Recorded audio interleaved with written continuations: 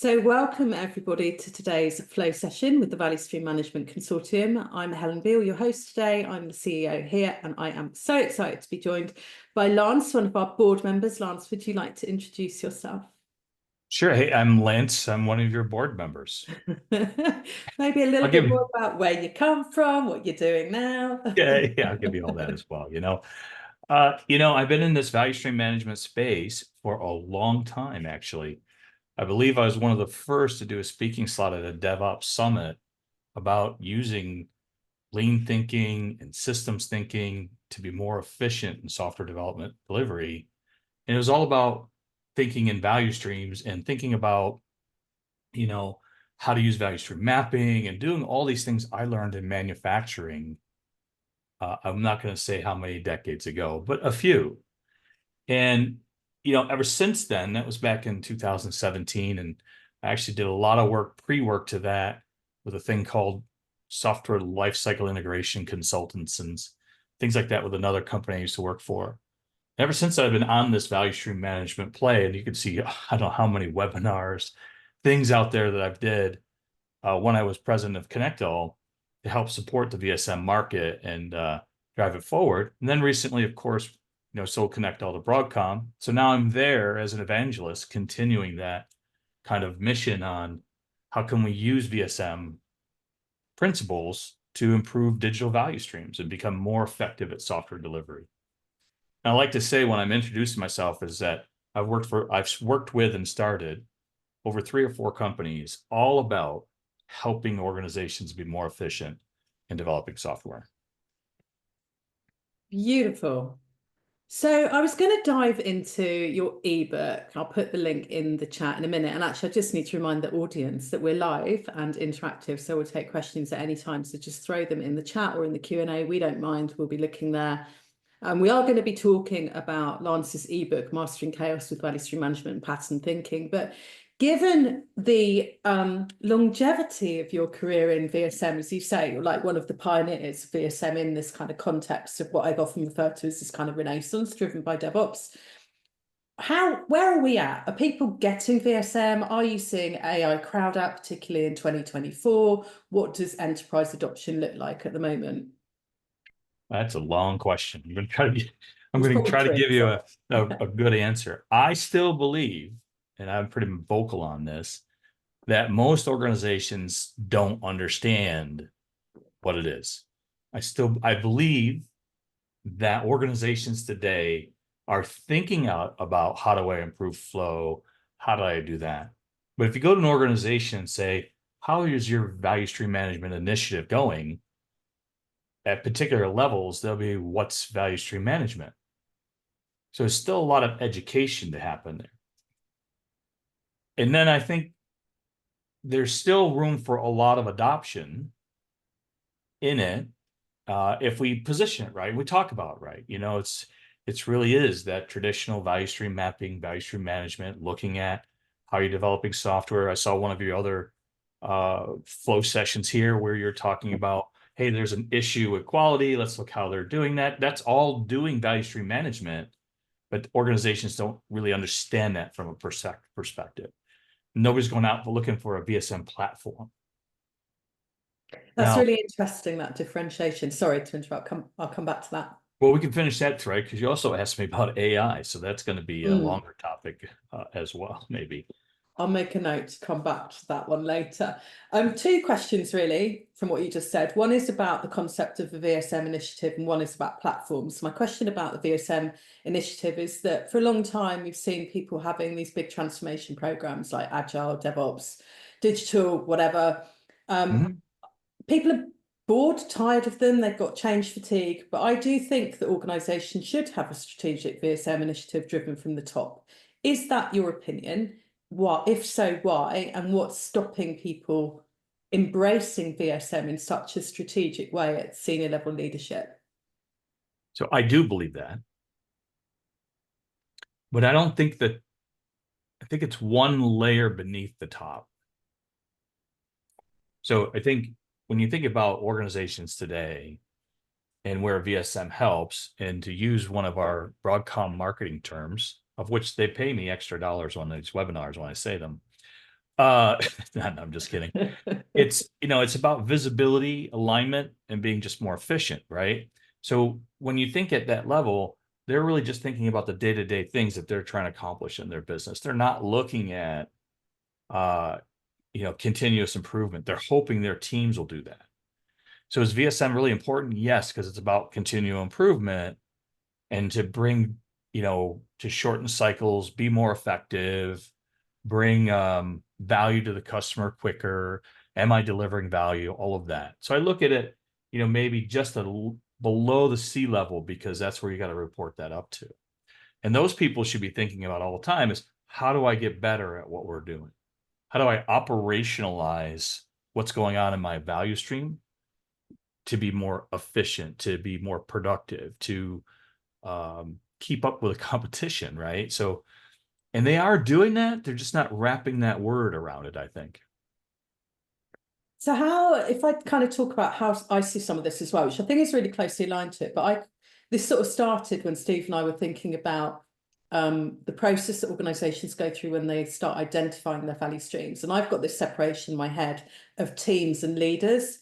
And I kind of think teams are responsible for their own value stream and they're kind of like blinkered around that. But the leaders you just talked about, their big advantage of using value stream thinking is being able to see their whole organization as a value stream network and continuously improve across all of the value streams and where they interconnect. So for me, it is like a DevOps transformation. It's incredibly complex because there's grassroots bottom up or bottoms up in American and the top down movements. There's a lot of moving parts, a lot of people that need to be convinced. And this is a point that we agree upon. And I don't see where value stream management is just DevOps. And that's happening a lot where people think, oh, that's a DevOps thing. It's not. It goes across your whole organization, right? You're managing the delivery of software, and you have multiple value streams that have interdependencies, which you talked about, and you have to make sure that they're all managing correctly to deliver value to the customer, right? All these systems require different pieces. Here at Broadcom, we actually do really well with that. In the division I'm in, Value Ops, and the AOD, we have 3 value streams. We have value stream leaders, and then we have a sales team that works with all those different value streams to deliver value to the customer. So we've gone through kind of that transformation here. But traditional companies are still trying to work their way into that so that they can deliver quicker and be more efficient and understand, am I delivering value? Am I not? And this is where it really gets different from manufacturing. Manufacturing, parts come in one door, go out the other. The value is implied because the customer ordered it. Right? The customer ordered this widget.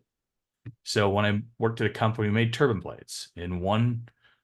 Actually, it was the same door. And in the door came all the raw materials, went through the shop floor, all the tests, all the stuff, through the value stream, and out the door every time the same way. Digital value streams aren't like that. So there's a way that you have to start thinking about all of those things together, because even the request from the customer is different in a digital value stream. That's fascinating, actually, one of those epiphany moments. So I've always kind of had the idea in my head that there is a difference between a physical and a kind of digital value stream. And for me, it's been about, one of the things it's been about is that in a digital value stream, we normally make one thing one time. So we do an enhancement, whereas in a manufacturing pipeline, we're often producing the same thing over and over and over, like millions of bottles of ketchup or whatever. But that idea about the value, and this is like a really important conversation that people often don't get to, even with value stream management, because they're too busy talking about flow and not enough about value realization. But that concept that you just said about the value is implied by the fact that it's ordered, and that doesn't happen in software. You don't really often get a customer that says, I'm going to order this feature and I'll pay for it. What you're doing is enhancing a platform that makes it easier for them to buy or consume the product or service that's coming out. So that's well, even if you go to that to where the customer orders this feature and they're going to pay for it, well, the whole process of figuring out what they ordered is different every time. Yes. Right. Yeah. And one feature may take 2 sprints, and another feature might take 4. And those are epics, of course, right? So everything that goes into the value stream, digital value stream, has different sizes, different batch sizes, different Mhm. different skills needed. Sometimes somebody has to have this skill. Where in manufacturing, all that's managed into cells and different stations and things that you can actually see, touch, and it's always going to be the same thing. The customer's ordered that widget. We do have a couple of questions from the audience, so I don't want us to get too carried away and forget they're there. So let's go to them. So David has said, you mentioned Agile and DevOps transformations and organizations getting fatigued by them or with them. What will stop VSM being the next thing that goes to the pile of failed transformations, which is a great question. Do you want to have the first crack at it, or do you want me to give some initial feedback? I think I'll let you. So a little bit about my own journey as a person that was helping lots of organizations with DevOps transformations. I felt like I was hitting a little bit of a wall, and I was using value stream mapping as one of my tools in a big kit of tools around learning and coaching to help people understand what DevOps was and help them identify the practices and experiment with the practices that were going to change the measures in their organization. One of the things I used to say when you're doing transformation is what you're actually trying to do is work with people, so tens of hundreds, thousands, maybe tens of thousands of people, and help them learn new ways of doing things.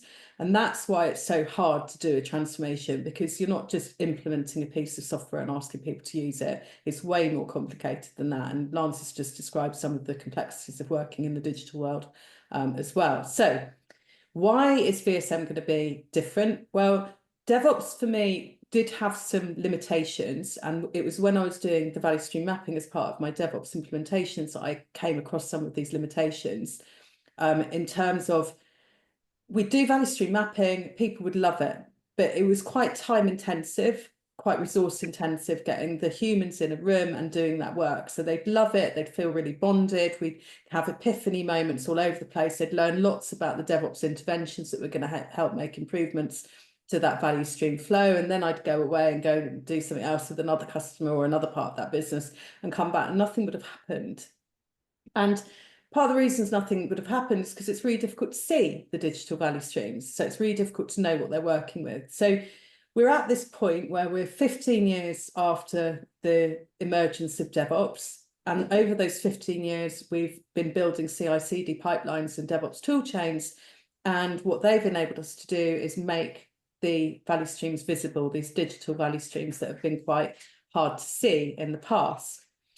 So why I think it's going to be more successful is because I think it's going to be a really good conjunction or joining of both the people side, the process side, and the technology side. So we've got people that are understanding that they are connected in a way that they haven't really understood before. They've thought of themselves in silos.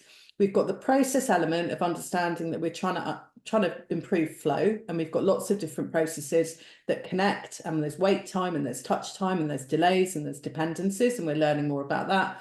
And then finally, we've got a technology piece that allows us to see all of that. So rather than when we did traditional value stream mapping that we'd all have to get back in the room and we'd all have to do the exercise again to look at how the value stream looks now, we've now got the ability to continually inspect and adapt that according to what we can see in our DevOps tool chains. So DevOps, and I was co-author of a book called Investments Unlimited, and there's a scene in the book where there's a big slide on a wall in a CEO's office, and it says DevOps failed you. And I think DevOps hasn't failed, but it hasn't quite lived up to its promises yet.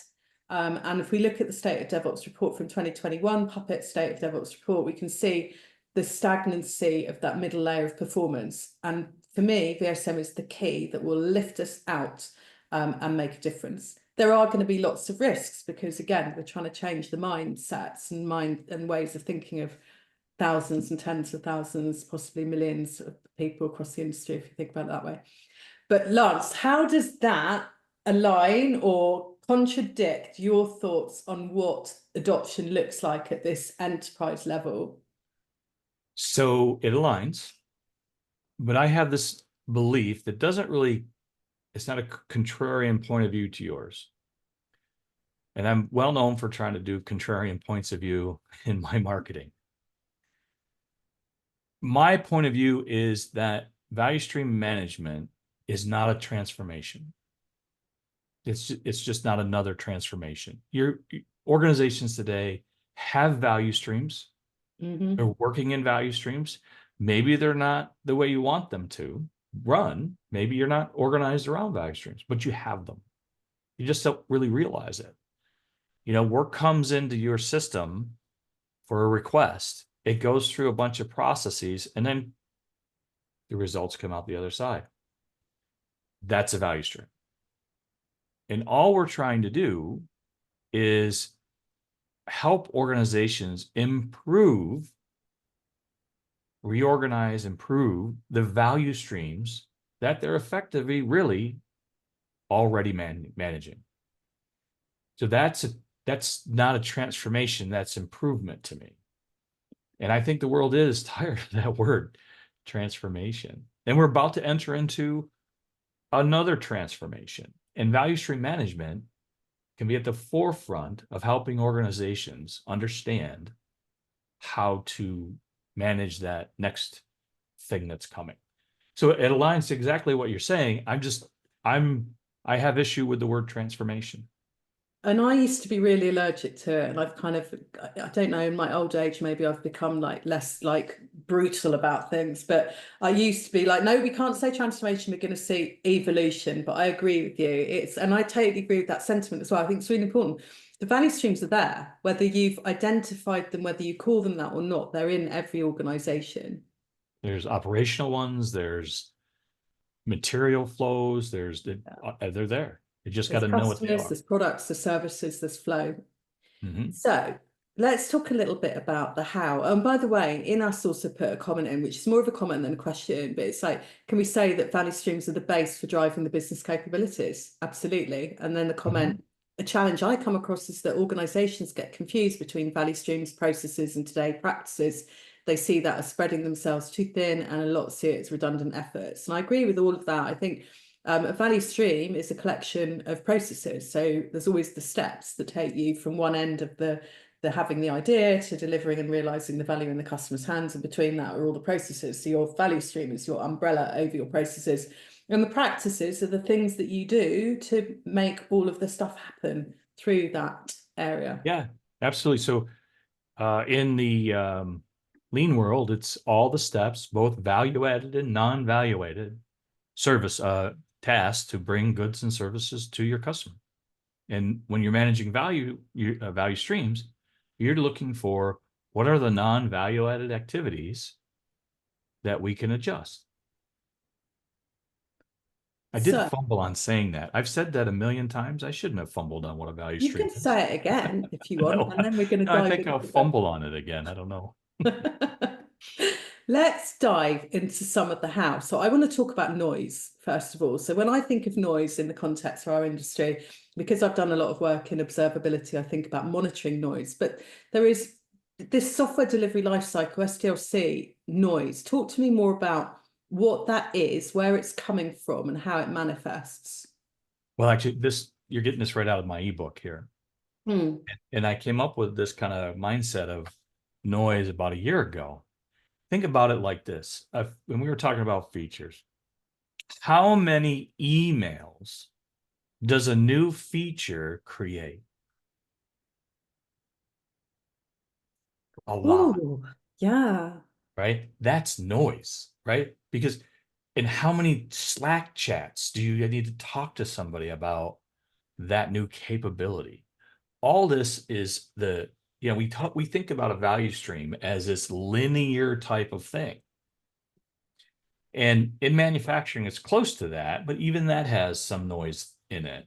But when you think about developing software, there's so much noise. And Agile in itself was designed to get rid of that, right? Get to coding.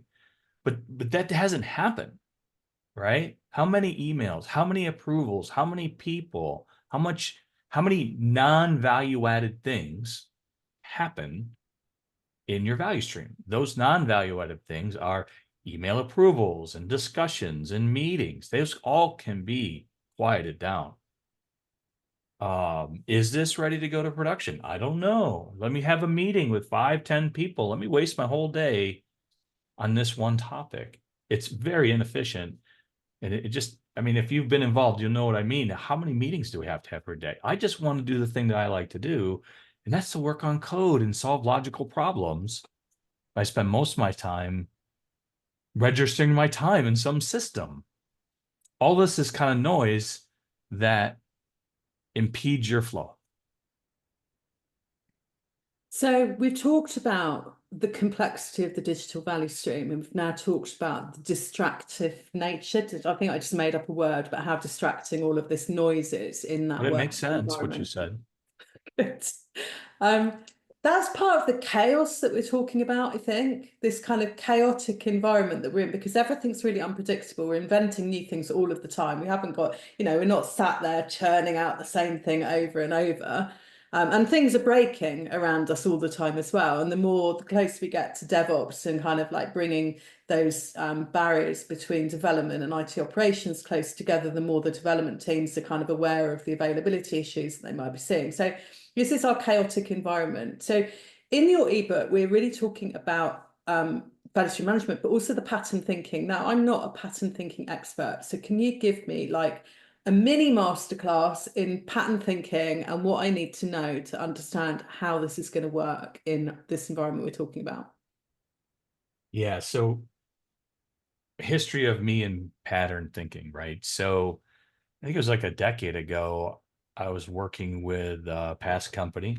Actually, it was Mick Kirsten and me and a guy named Wesley. And we started talking about automation integration because that's what they do. And ConnectAll does that as well. And we had a book on engineering about patterns, engineering and patterns. And we're like, doesn't this apply to what we're doing? So this thought process came up with the three of us about the word defect unification as a pattern. So if you think about patterns, they exist in that way through all different places in your value stream. So when you look for patterns and you say, okay, this seems to happen a lot. Is this going across all of my value streams? How can I improve or shorten that pattern that's going on? So in this scenario, a pattern defect unification was you're working in your Jira development tool, you're putting your user stories in there and so on. But over here, your testers are using, at that time, HPALM, and they'd find a defect. And they'd have to go put that defect into Jira. They'd have to go physically swivel a chair or open the other system and put it in there. It's very ineffective. But what if we could unify those across the two systems? That's a pattern. Now you start to stretch that out and say, what are other patterns that I can see that I can figure out a way to either shorten them, eliminate them, or automate within them. So you can expand that best past just that little use case where, in an organization, you see in the one value stream, we got to have 5 approvals just to do this. And you got to do these emails, got to be registered or something like that. And then you can see that's a pattern across all the value streams. Why is that there? What is that about? Why did we feel they have to do that? So you start to see these patterns, different types of patterns, like code to production pattern. That's the pattern where you see things going from a code commit into a build tool, into a scanning tool, and so on. That's a pattern that you can automate. So when you start thinking and looking at patterns, and some of this has systems thinking in it as well, when you're looking at different systems and patterns and things that are going on in your organization. So I want to go back a second to one thing we were going to talk about and then bring it back into what you just said. So you referred to the platform earlier, and when we're talking about adoption of value stream management, and this, I was having a chat with Steve Prayer earlier, and we were saying the same thing, that there is a separation, we think, in adoption between practices and platforms. So people are doing things that are value stream management-y, like mapping, organizing around value streams, having value stream architects, without necessarily always adopting or fully adopting the platform, even in a team, even, certainly not always enterprise-wide. So by which I mean, when we say a platform, we mean one tool that allows you to see all of the value streams in your organization and gives you insights into value stream operation. Is that a reasonable definition of the value stream management platform? Or would you add something, tweak something? I I don't, Gartner put this in a certain way where there's platforms and solutions, right? So Yeah. So they had platform, delivery platforms and they had management platforms. So they yeah, had, the difference was like a delivery platform was like a DevOps toolchain vendor that had steps all around the DevOps toolchain. And then the management right, was more like that umbrella where you could make the connections, more like Connector, where you could, it was more agnostic. So you could just connect it to whatever tools and right. connections you But I had. look at that as a value stream management solution in a way. Yeah. And then when you think about a platform, that's more like GitHub where everything goes in there, Hmm. right? But what we found, and I've found this in a lot of organizations, I'm sure you've seen this as well, is that most organizations, that platform, it doesn't give you enough capacity planning for the resources and the developers. That platform doesn't do these other things that you want to do as part of it. So we see where these things kind of diverge into their specialties and best of breeds. And that's where a solution comes into play that lets you keep your best of breed for those things Okay. So and lets you let's continue to flow. let's take the word platform out of this conversation then and maybe say the technology that's allowing you to see the Sure. value stream. So it's kind of like, let's just say there's a group of people that are doing value stream management practices, not necessarily with good technology to support what they're doing.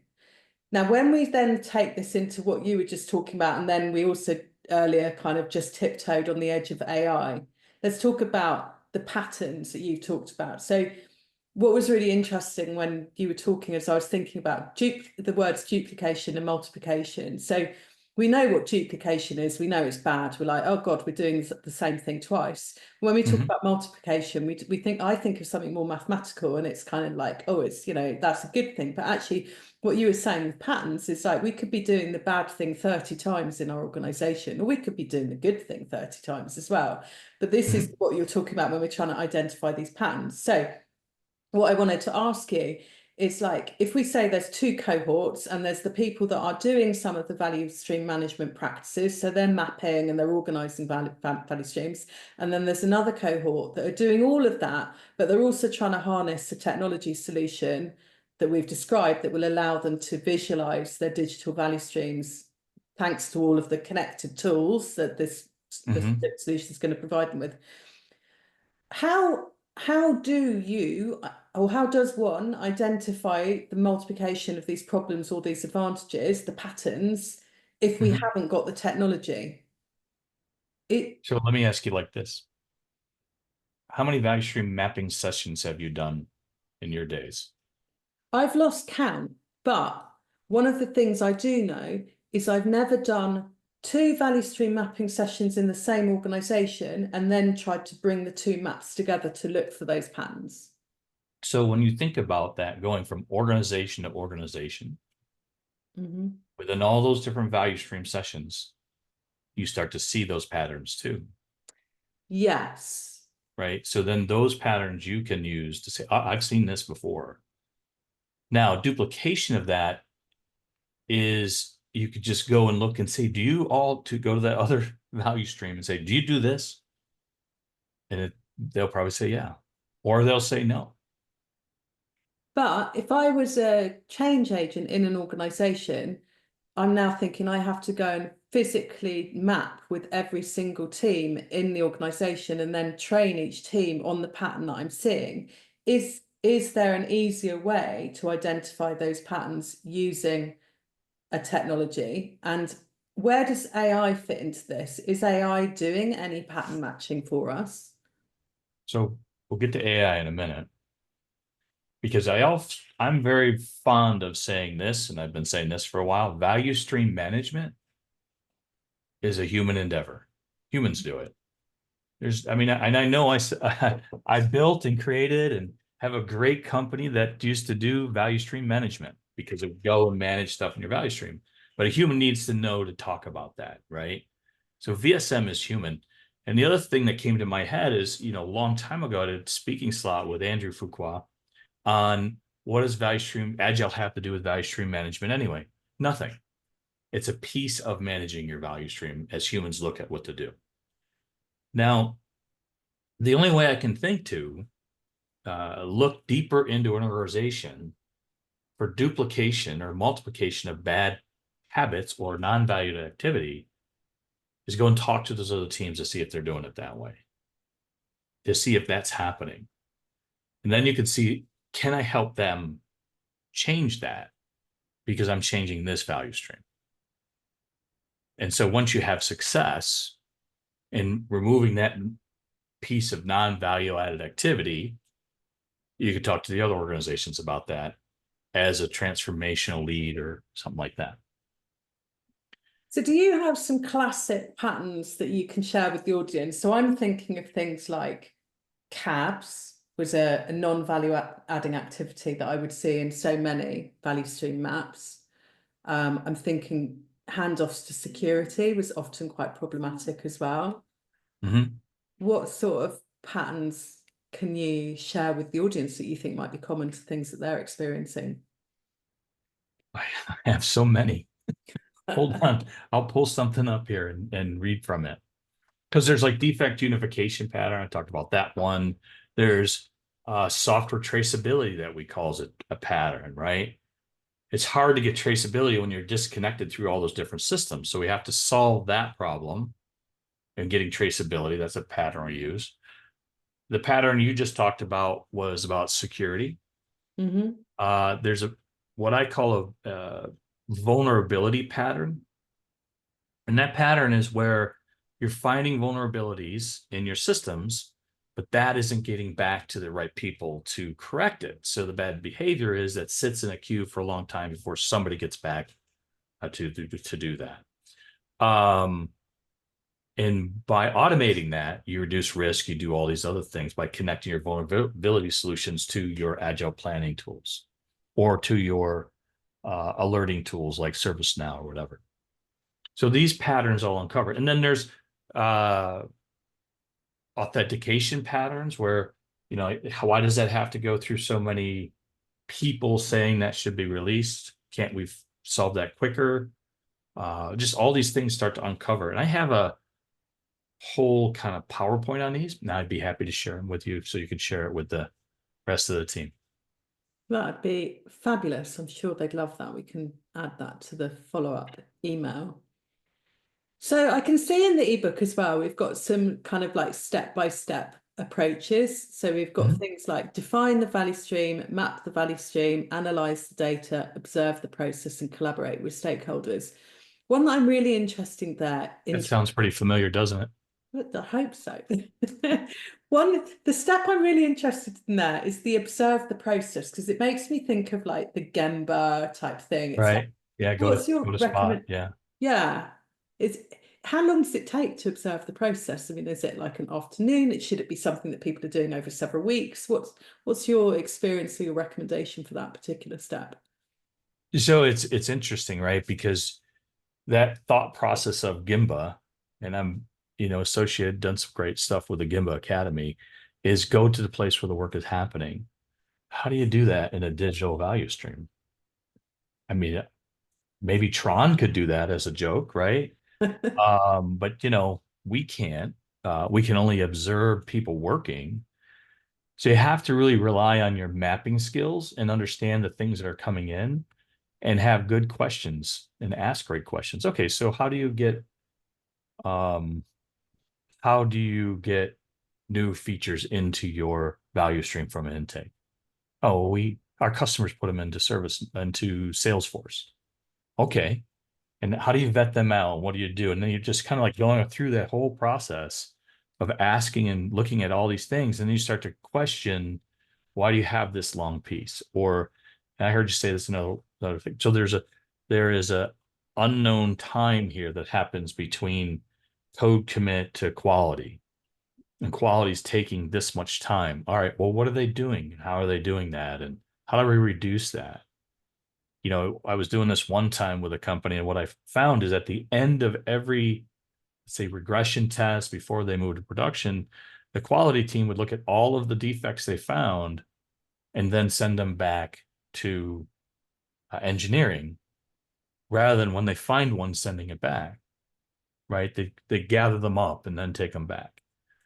Well, That seemed to take too long when you could be iteratively fixing them while you're trying to move your code into production as well. So there's all these different things you start to see when you do that.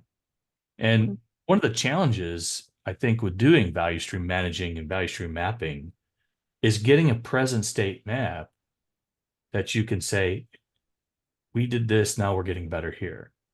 So if you're in charge of your digital value streams, you just have to start thinking, how can I measure this? How can I look at that? How can I do this improvement? If I do this, will this happen? And then using a lot of intuition on how can you save time? Which is something that you've done before, probably Yeah, organizations. and this is kind of like for me, and I totally agree with what you say about the human endeavor. And my background is in DevOps, and particularly with DevOps Institute, where we were all about the humans of DevOps and the cultural aspects of it, and putting people before process, before tools. However, some of the answers I do think lie in the technology. So intuition's so important. And one of the things I've always enjoyed about doing value stream mapping is there are so many epiphanies or light bulbs that happen. One of the ones I remember from one of the very first ones I did was this. It was with a company called Vocalink, and it was just after the big global economic collapse. And what they were doing is they did backs payments. And they've done a project with HSBC, a big bank, and they've separated the backs payments for investment and retail banking, because that's one of the things that we had to do after we nearly broke the world economy. And they've done it with one bank, and they knew they were going to have to do it with all the other banks. So they asked us to help them value stream map that project, because they knew it was effectively becoming a product. They were going to repeat this project over and over with all the banks. So we went through, and it was the biggest value stream mapping exercise I've ever done. It was 2 days plus 2 days with all of the senior execs. So it was like a massive deal. It was really nice because they did things like we had a big gap between the two things. So the first 2 days were the current state map, and the second 2 days, a few weeks later, was the future state map. And they had the room open with the physical maps that we'd created, because this was quite a while ago. And they had it like a sort of I can't remember what they called it, like a open surgery kind of thing. Like people were able to drop in and look at the work, and they'd have people from the team with there to discuss what we discovered and where we were going with it and stuff. Mm-hmm. But the big epiphany that I saw that time was when we did that current state mapping. It took 2 days for us to do the whole map, and it took like the whole wall up. And the cycle time, so the end-to-end time it took for that whole project. Once by the way, if people in the audience aren't aware, the way you value stream map is you start by identifying all the steps. You put all the steps on the wall, and then you add the time that it takes to do each step, and you add the time between its steps, and then you add it all up. So once you've done all of that work, you add it up and you end up with a number, which is how long it takes. So we did all of that work, added up the number, and the number was 18 months. And they went, but it was 18 months. But they'd effectively just reverse engineered it. So the intuition, to use your word, is there. The human intuition, our knowledge is there, but it's quite opinion driven. Whereas when we start getting into the data that's in our systems, things become a lot more data driven. So we can combine the human and the machine elements. So we can say we know in our hearts because we felt it, and maybe we mapped it in our calendars that it was 18 months and stuff. But now we know also because our data is showing that it's 18 months. I can't remember why I responded that, but I'm sure you've got something to say about it as well. I have advice for people who are going to start doing value stream mapping.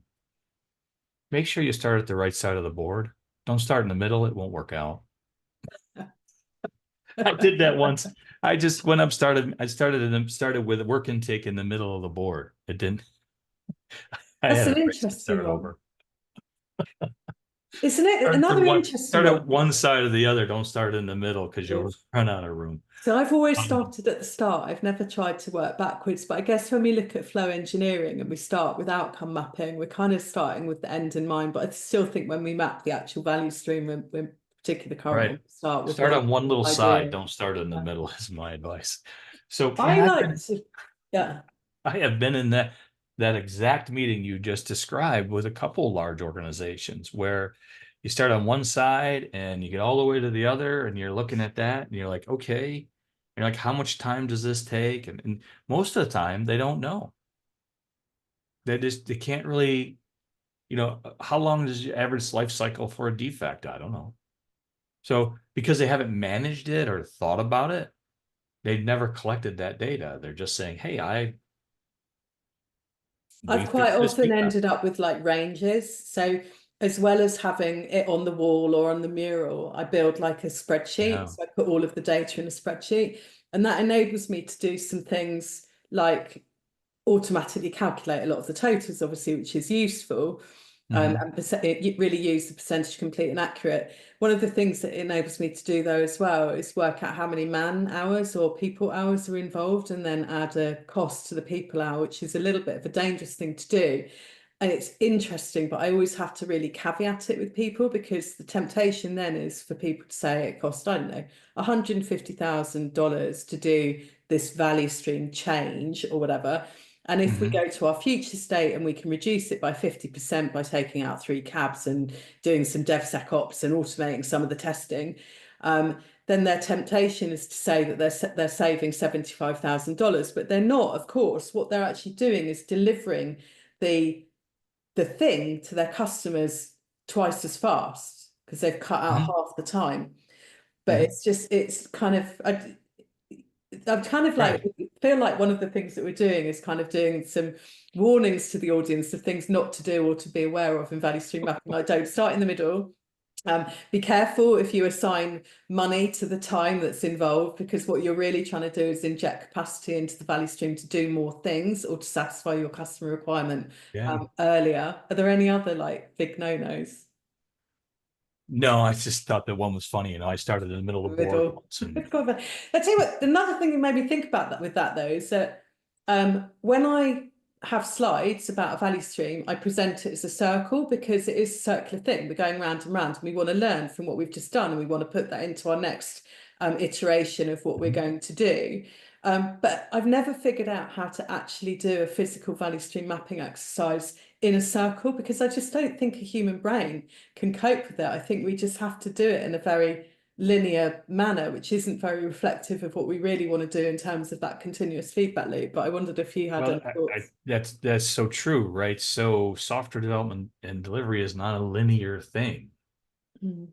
right? It doesn't. A lot of times it doesn't flow like that. And then there's all different feedback loops that make it noisy that start to happen in most value streams. And the trick, I think, when you're looking at these is how do I reduce the noise so you can be more effective and with those patterns. And then you'd ask me about AI, Mm-hmm. and I keep kind of putting that to a side. And as we start to move into more some of these other thought processes, I believe, I know I like to use that word, I believe a lot, but I believe that the future of value stream management will be driven by AI. Your software delivery value streams will be driven by AI, and AI will be injected into it, and it will be part of your value stream management platforms. So what? The utopia I give is you get a defect because everything's connected and AI is involved. AI can look at the code and say, here's how you fix this defect. And you can review it, or it can be pumped right back into production. I'm seeing some of this today. AI is enhancing and augmenting and improving flow in different ways.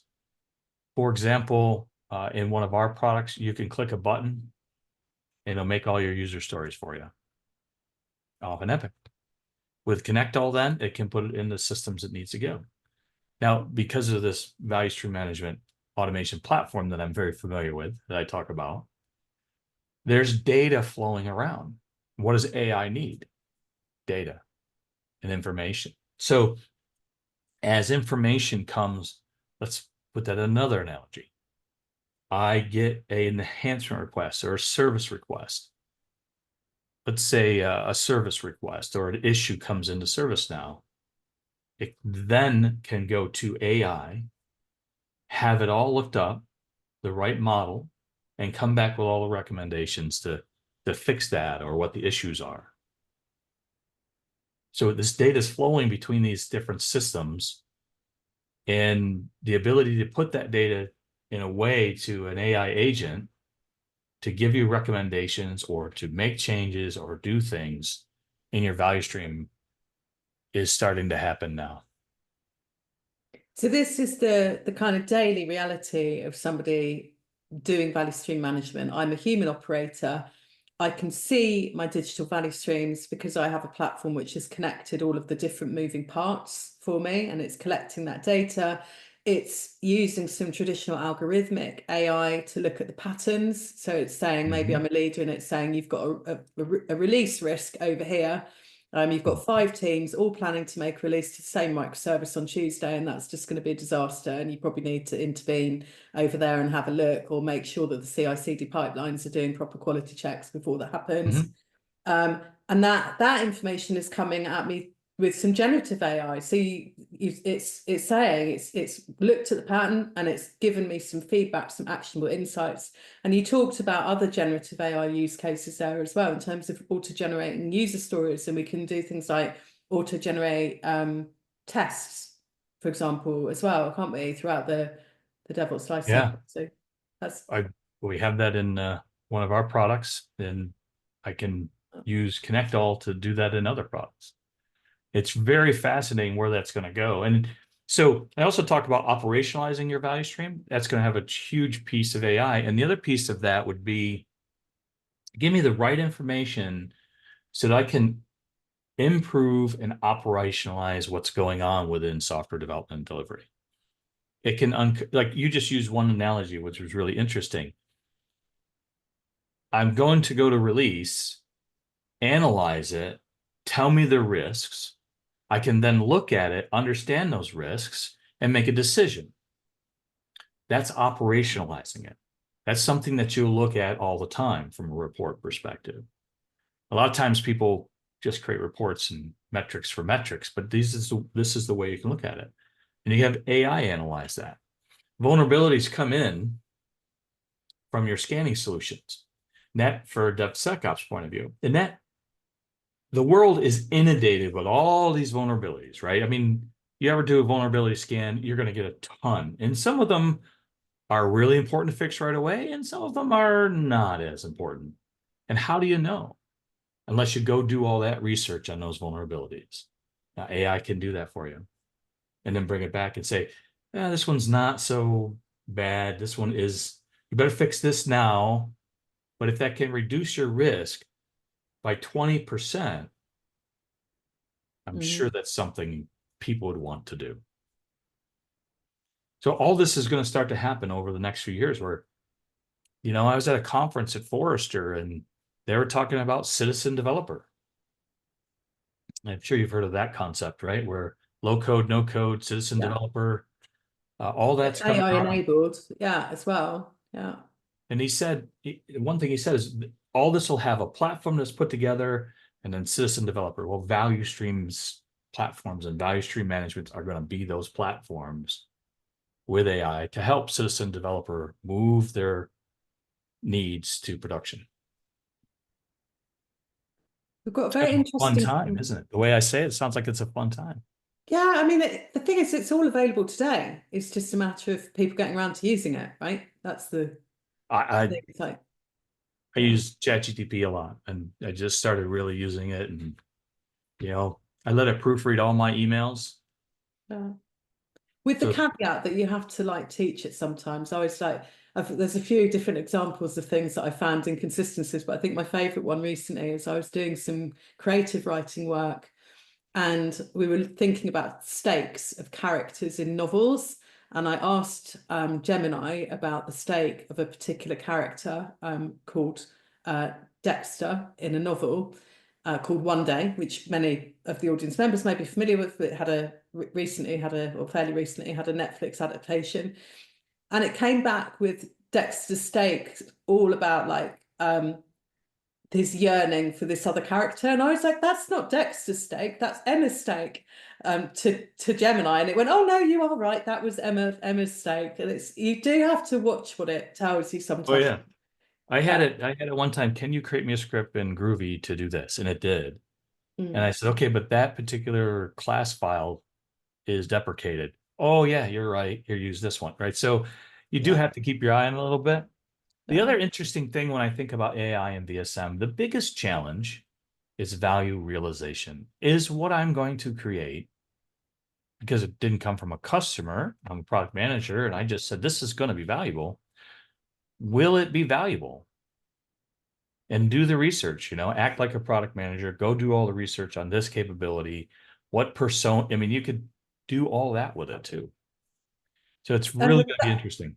yeah, and I think a lot of the flow AI stuff is here right now in terms of getting those actionable insights. But I think that, correct me if I'm wrong, I think the value realization AI isn't here so well at the moment. I don't, Yeah. if the use case is I'm a developer, I want to create this feature, I think the impact of this feature on the customer experience will be that we'll see a 5% uplift in form conversions of this particular thing in this product over the next 2 weeks. um, I can try and write that into my user story, but is there the capability within the tool and the AI for us to program it so that 2 weeks later it will send us a report and say, hey, you know that new feature that you released on the 3rd of October and you said that you thought it was going to increase the form conversions by 5%. Actually, it's done it by 6% or only 2.5%, or it's had no impact at all. Are we there yet? Almost. Close. You got products like Pendo and other products that are looking at that type of stuff that you can get AI in touch with.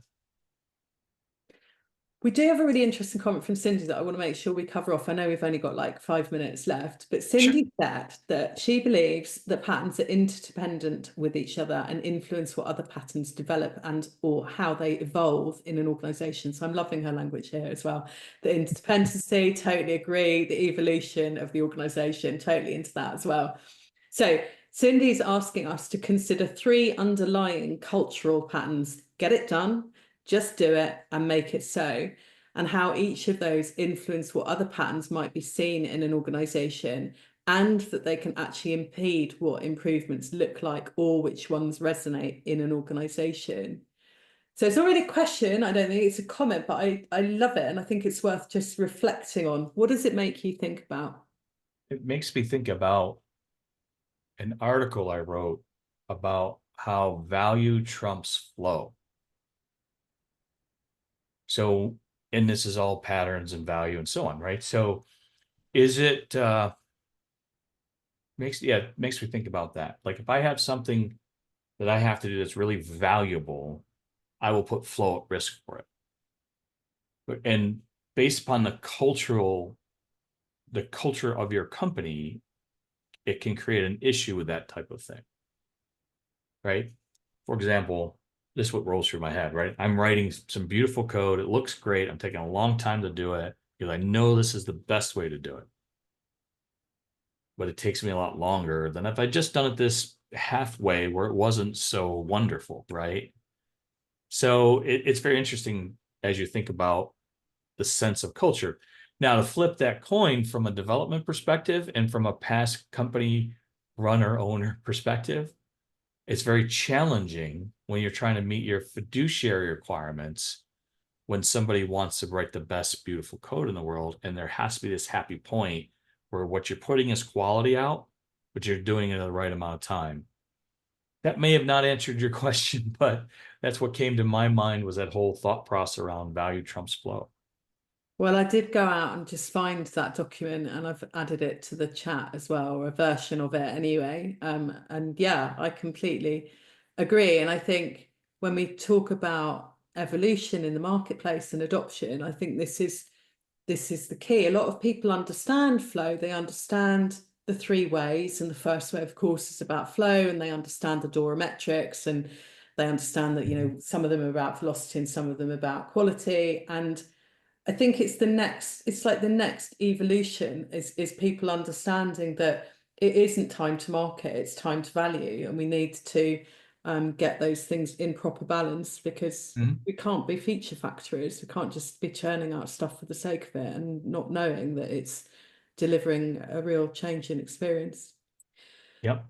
So I've just popped a little reminder in the chat that we've got Flowtopia coming up on November the 19th. It's our biggest Flowtopia ever. It's online this year, which I'm super excited about because it means everyone can join us. Whereas when we've been in person, we've always had people in geographies or in at certain times doing other things that haven't been able to join us. But this time we can all be together. Your ticket will get you access to the on-demand parts of Flowtopia until the end of November. And then it will become a members only resource. So, Lance, thank you so much for bringing yourself and all of your knowledge and experience and insights to the session today. I wondered what thought you would like to leave the audience with today. Is there something in particular you would advise them to think about? Well, just this one statement, and this is all about the AI world, right? So you learn to use it or be replaced by somebody who will. Yeah, not the AI itself, but somebody that's prepared to really delve Yeah. into what it can do. Yeah. So that's Fabulous. about all. Map your value streams for fun. Just do it for fun. It's not fun, but go do it. That can be fun. I think Can it's be. fun mapping value It was streams. so great. Thanks for having me on this particular session. I really appreciate all that the consortium is doing around value stream management and trying to get that adoption and help organizations to be more efficient with developing software. Thank you so much, Lance. I'll see you soon. Thanks, everyone. See you somewhere sometime soon. Bye for now.